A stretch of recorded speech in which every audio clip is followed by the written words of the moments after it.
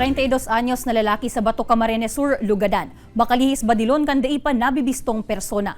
Implementasyon kan gun ban. Ngunya na nagpuuna ang election period, mahigot natututukan kan kapulisan. Uya ang report ni Chris Novello. Sarong tama nin bala nin badil sa tuong kamot asin saro man sa tuong parte kan Tulak, ang pigsapo kan sarong 32 anyos na lalaki sa Barangay San Juan, Bato, Camarines Sur.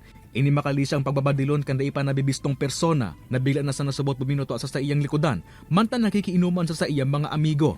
Nagpapadagos pa man ang investigasyon kan Bato Municipal Police Station sa insidente, nganing masusug ang pinakamotibo sa krimen asin may kagibo kaini.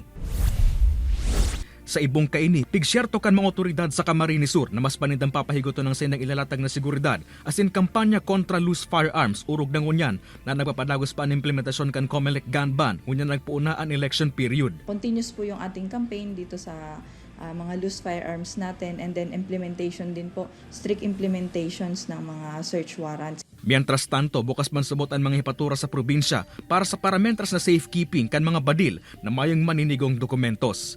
Kaya banan si Carlo Abunita, Chris Novello, Balitang Bicolandia.